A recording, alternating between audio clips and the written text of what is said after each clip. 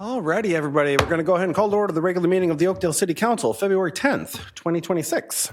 Sarah, will you please take the roll? Councilmember Moore. Here. Councilmember Morcom. Here. Councilmember Severson. Here. Councilmember Rich.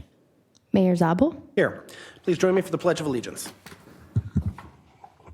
I pledge allegiance to the flag of the United States of America and to the republic for which it stands, one nation, under God, indivisible, with liberty and justice for all. First up tonight is the approval of the agenda. Council members, can I get a motion to approve the agenda as amended? So moved. There's a motion. Is there a second? Second. Motion a second. All those in favor say aye. Aye. Opposed? And the agenda is adopted. Next up, we'll move into approval of meeting minutes. We have two sets in front of us tonight. First up, workshop meeting minutes from January 27th, 2026. Council members, any changes or corrections here? I'll look for motion. So moved. There's a motion. Is there a second? Second. Motion a second. All those in favor say aye. Aye. Opposed? And those workshop meeting minutes are adopted. Last on the list is regular meeting minutes, January 27th, 2026. Any changes or corrections here? I'll look for motion. So moved. There's a motion. Is there a second? Second. Motion a second. All those in favor say aye. Aye. Opposed? And those minutes are adopted as well. Next on our agenda is public hearings. We do not have any in front of us tonight, so we will move into open forum. Before we open the floor for anybody that wants to chat with us, we do have one presentation and signing in front of us tonight. This one's kind of a cool one. We're excited to welcome Shannon Watson, the founder of Majority in the Middle, with us. Shannon, would you like to come on up and tell us about Majority in the Middle and the Civic Pledge for a Stronger Minnesota? Absolutely. Thank you so much for having me here tonight. Last time I was here, you were in a different chair, so it's been a minute. Yes. Yes. So Majority in the Middle is a 501c nonprofit, nonpartisan organization. We work to enable and equip civility in political and civic life. So I have a great deal of job security right now. So when Majority in the Middle and our other What We Can Do Week partners created the Civic Pledge for a Stronger Minnesota, it wasn't in a moment of calm. It was in the aftermath of two devastating acts of political violence, the assassination of former Speaker Melissa Hortman and her family, and the attack on Senator Hoffman and his family. Those events were shocking and way too close to home for most of us. They reminded us that our divisions are no longer theoretical and they can be dangerous. And consequences of that division are landing on real people who step up and serve their communities. So the pledge was created out of that grief and that clarity. It was designed as a simple baseline commitment that even in disagreement, we will seek common ground, we will not treat political opponents as our enemies, and that we will model the kind of civic culture that keeps our communities safe and functional and connected. That purpose has only become more urgent.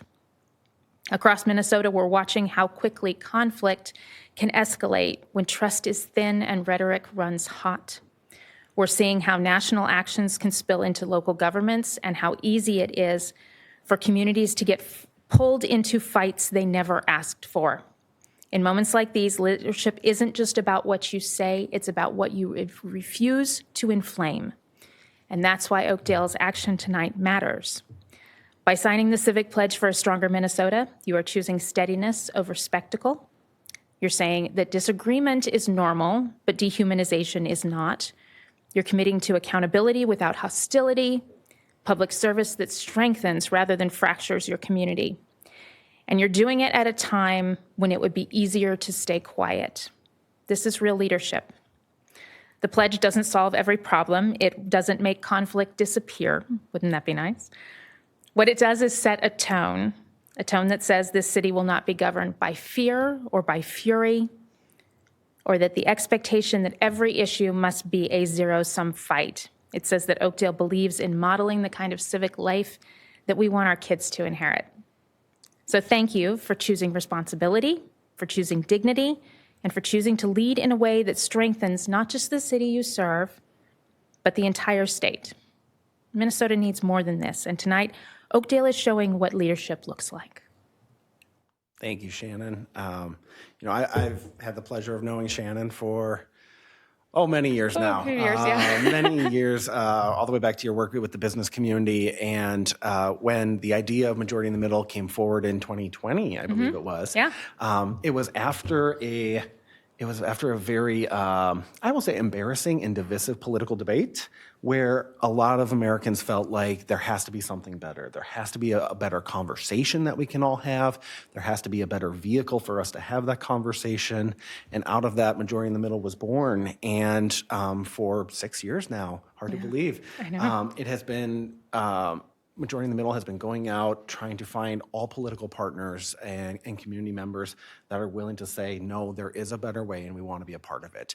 And Shannon, you've just done amazing work bringing elected officials of all levels, community members, nonprofit leaders together just to keep this conversation of a more civil and respectful political process forward. So I just want to say thank you. As we look at the Civic Pledge and why we're all signing it tonight, it really does embody the philosophy we've had in this building for decades and decades now. You know, engage peacefully with one another, work in good faith to resolve disputes, reject political violence in all forms, embrace the hard but necessary work in finding common ground. Those are core tenets of who we've been as a city council in this city. You know, we've always walked into this building representing our political stripes, but not making that our primary identity as we wrestle with conversations that our residents want us to have, expect us to have, solve the problems that our residents face, and deliver the services they need. And this feels like such a natural thing, not just for our city council, but it should be for every city council. And so, you know, tonight we're going to sign the pledge ourselves, but, you know, I'm also going to challenge all of our neighboring cities to do it as well. You know, Oakdale, we're bordered by 8 cities. That's 40 elected officials that should be willing to step forward and say there is a better way, and we're going to be the ones that lead it. So tonight, you know, we're all going to pick up our pens that Shannon brought us. We're going to proudly sign this civic pledge for a stronger Minnesota, and then we're going to come down there and take a picture and carry that message forward. So we're going to let Lori come around, get a picture of us signing. And those certificates are for you to keep. I keep track of the names, but you can keep the fancy thing. All righty, council members, let's sign.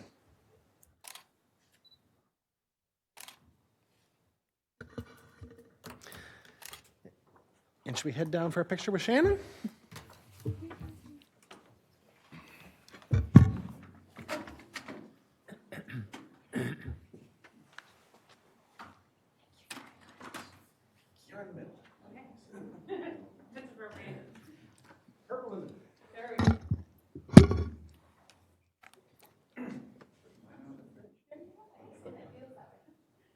All right, count of 3. 1, 2, 3.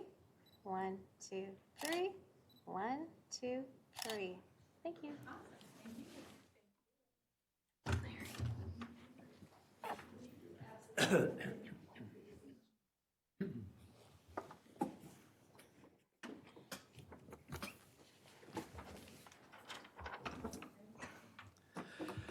And as I said, White Bear Lake, Pine Springs, Matamidi, Lake Elmo, Maplewood, North St. Paul, Landfall, Woodbury, you're next. Let's do it. We can all do this together, okay? We're still under open forum, so if there's anybody joining us tonight that would like to talk about anything that's on their mind, please feel free to step up to the podium, state your name and address for the record, and proceed with your comments. We got one? We got one. After 3+ years. Welcome. Name and address for the record. Yes, my name is Gabe Morcom. I'm at 7833 31st Street North in Oakdale. I'm actually here to talk about the one-way street next to Aldi. We've noticed that as residents, well, at least my family, there's that one block of one-way street along the west side of Aldi that people are going the wrong way on. And so when we are trying to drive, and as I'm teaching my littles that are, 15 now, learning how to drive, to really be honoring these one-way spaces, I want her to be able to be safe too as we're driving on it. And so I don't actually know exactly what the solution is to this problem, but I just wanted to heads up that one-way street isn't always honored, and it's typically, it seems like not commercial vehicles by any means, but more personal vehicles that are going the opposite direction. I totally get that having to drive all the way around to the stoplight to go one way or the other can be super inconvenient, and it's just not safe when we go against a one-way street. I know we typically don't ask questions during open forum. The one off of County 14, like west of Hy-Vee? Oh, No, not west of Hy-Vee, west of Aldi. Oh, sorry. Yeah, Aldi. Yes. Yes, correct. I'll say it. I've totally driven both ways on that. I had no idea that was a one-way. Absolutely no idea. So there's not like a line down the middle for there to be 2 lanes of traffic. That would make sense. So when we try to honor the one direction on there and there's a car coming at you, it's a little Are there terrifying. signs? Totally There missed them. are. Is there a sign So- in the parking lot saying like "Do not enter"? You know what, to be fair, I can't recall at this moment. But just a heads up, that is a specific road that could cause some pretty impressive like fender benders if we're not Done careful. that so many times. Had no idea. Yeah, that doesn't go both Bringing ways. that to us. You're welcome. We're going to re-refer that to our Public Works Director and our Community Development Directors. Maybe have a conversation with United Properties to see if there's signage that maybe they could install on the Aldi site, as well as let's double check that street signage because I've had no clue. You haven't seen me driving the wrong way, have you, Gabe? Okay, then. Learn something new every day. Love it. Still under open forum. Is there anybody else that would like to step up to the podium, share anything on your minds tonight? Seeing none, we'll move into consensus motions. Council members, we have A through F in front of us tonight. Are there any that you would like to pull for individual consideration? Hearing none, can I get a motion to approve consensus motion A through F as presented? Make a motion to approve consensus motions A through F as presented. There's a motion. Is there a second? Second. Motion and a second. All those in favor say aye. Aye. Opposed? And those motions are adopted. Next, we'll check in with our advisory boards and commissions. The only one that met was the Environmental Management Commission. I am their liaison. They met last night. In addition to having their appreciation dinner with the city council, it was nice to meet with them, chat with them. We chatted through their work plan. A lot on there. They're going to have a very busy year, which is great. They will be a very active advisory body, which is really nice. The work plan was primarily their task last night. So they feel pretty good about where they landed, and I think that'll be up to council probably in about a month for us to review and adopt. So we will keep an eye out for that. Nothing under award bids tonight, so we'll move into staff reports. Community Development has one item, final park plans and park budget for Helmo Station Park. Mr. Getzloff, welcome. Thank you. Good evening, Mayor and Council. There is a brief presentation that should be queuing up momentarily here. And as that's loading, the item before you is approval of the final park plans and final park budget for City Project 2026-04, Helmo Station Park, until it receives a new name. So as a reminder, this was a project that it's part of an overall development project run by Enclave. They're doing a 262-unit apartment building, which is in the lower right-hand corner here, and then a 112-unit townhome development. And as part of that development, they are dedicating 2.83 acres in the center for the future city park. And as part of the development agreement that was signed for that, they are obligated to design and construct that park. The image on here is a zoom in on the layout. These were the original amenities that were proposed as part of the development agreement and the plan approval process. They included a pre-K and K-12 play equipment, 2 pickleball courts, a basketball half court, walking paths throughout connecting the apartment down to 3rd Street, site furnishings, benches, picnic tables, a drinking fountain, a placeholder for signage, city lighting, through the park and the parking lot area, incorporating both picnic and some shade, a dog run on the southern portion, and then a larger stormwater pond on the north side. And there are 14 parking stalls as part of the park component, but there's additional on-street parking available on the adjacent streets as well. And again, here's a zoom in of that park components. So the process for the park design that kicked off last summer, there was input from the Park and Rec Commission, input from City Council.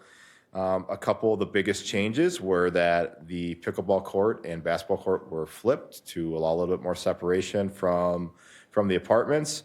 And then the playground itself, got a lot of input. Swings was a big thing from the Park and Rec Commission. We were able to adjust the plans and add a couple more swings to it. We also add another accessible spinning feature to the park. The playground container shifted in its design a little bit as well to accommodate that. But generally, this is consistent with the plan that council saw back in August. And then again, here's a zoom up of that playground component, which again will have that poured in place surfacing, allowing for more accessibility and lower maintenance for public works.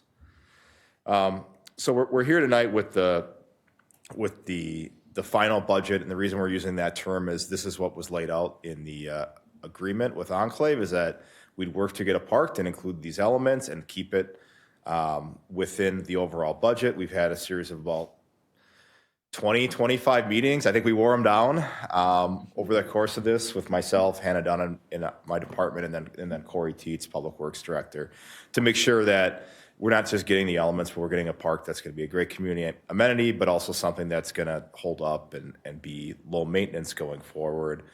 The adopted the CIP has this park with a total budget as well as the DA of $1,748,000 approximately. The city's share of that is approximately $847,000, so just shy of 50%. And Enclave Companies is responsible for $900,000, which is just above 50%. I will note that the city's contributions for this are coming from the Park Capital Fund, but that 847 is the same amount that was received from the adjacent Norhart project when that went through a couple of years ago. And then per the DA, once council gives the blessing on the final plans and the park budgets, any cost overruns that come up, like bad soils or things like that, that's going to be on the developer. They will not be coming back for us for more costs. Conversely, if after today there's big changes or something that are initiated on our end, then that would be something we would bear the responsibility for. So very important time to to check in, make sure we got everything right. And then it will be full speed. If the equipment's been ordered, and they intend to start construction this year on the park. So with that, the council action requested is for the city council to approve the final park plans and final park budget of $1,748,086.68 for city project 2026-04. Thank you, Andy. Council members, any questions for Andy? All right, let's dive right in. Who wants to make the motion? I move to approve the final park plans and final park budget of $1,748,086.68 for City Project P 2026-04, Helmo Station Park. There's motion. Is there a second? Second? Motion a second. Final comments. Hearing none. All those in favor say aye. Aye. Opposed? And that approval is given. Woo-hoo, another park. Now's the time on our agenda. Check in with our city attorney. Mr. Thompson, welcome. What do you have for us? I can't top that one, You can't beat the park? but I'm happy to answer any questions. Can you beat finding $900,000? No. No, can't beat that either. All right. Anybody have questions for Jim? All right. Let's check in with our acting city administrator, Fire Chief Kevin Wolds, filling in for Ms. Volkers. Chief, what do you got for us? Anything? Good evening, Mr. Mayor and Council. Nothing to report from the administrator's office, but happy to answer questions. All righty. Anybody have any questions for Kevin? All right. Council presentations. Anybody have any? Councilman Moore? I do not. I do. I might steal your thunder. Oh, do you want to look at my list first? No, I did not look at your list. I can't express how strongly I support this civic pledge. Yeah. And I think as leaders, we have a duty to serve with honor and civility. And I think as a council, at least in my year, we've really embodied these principles, which I'm very proud of. But I just wanted to say I'm proud of my colleagues, and thank you for signing this pledge. It's a wonderful thing. I agree. Councilman Workham, any topics on your mind tonight? Yeah, no, just to follow up on this park. I mean, there was a lot of hands that went into this park. I mean, Public Works Director, Corey Teets, Andrew Gitzloff, Hannah Dunn, our Parks and Rec Commission. We got so many feedback from kids about swings. And you know what happened? We added more swings, right? So the effort that went into this is really resulting in something that I'm really proud of. I think the community's going to love. But as we start to redevelop our parks, there's going to be more feedback coming in the coming months for Tower and Gulfview and Tanners. So be on the lookout. We're excited for that feedback. Yeah. I also want to add to that a thank you to Enclave, the developer on this project. You know, a lot of cities butt heads with developers. That's just how it happens. Oakdale has always had a bit of a different approach. And on this project specifically, Enclave has stepped up and been an active partner and, you know, engaged in dialogue with us. It's not in every city where a developer picks up the tab of half of a park and any cost overruns. And so we were able to find a model, to find a proposal that worked for both parties, gets an amazing park built into this our newest neighborhood in our city. And that doesn't happen everywhere. And so, you know, having Enclave as part of this project has been really beneficial. So I want to say a big thank you to them. I have a few announcements. City offices and facilities will be closed this Monday, February 16th, in observance of President's Day. Staff will be back to resume regular hours on Tuesday. Also, just a reminder, emergency services are always available. So if you need those, please call 911. Just 3 Oakdale indoor markets remain for the season. Stop by the next indoor market on Saturday, February 21st from 9 a.m. to 1 p.m. at the Discovery Center. Shop local and discover unique and creative goods from more than 20 local vendors. Finally, City of Oakdale is hiring. We have a lot of job opportunities if you want to join us here at the City of Oakdale. Opportunities include a GIS coordinator, community development intern, a city engineer, police officer, seasonal outdoor maintenance, summer recreation youth program instructor, street maintenance, building inspector. We're looking for a mechanic. You can check out all of our current employment opportunities on the city website, oakdalemn.gov. Just select employment on the homepage. Wide array. Some of those are seasonal jobs, part-time seasonal jobs. So for any college students that might be returning home for the summer, those are great opportunities to make some money and stay involved with the city. But we hope everybody will join us here at the City of Oakdale. Finally, I need to offer a little mea culpa. I had a resident reach out, none too pleased, about my advice at our last city council meeting about lighting a match on your crispy Christmas trees in your backyard. I should not be condoning open flame like that, so I do apologize. But seriously, I hope your Christmas trees are gone by now. So it's February, you know what, figure something out. So my bad, sorry. Let's pay some bills. Claims roster in front of us, January 28th, 2026 through February 10th, 2026, $1.2 million and change.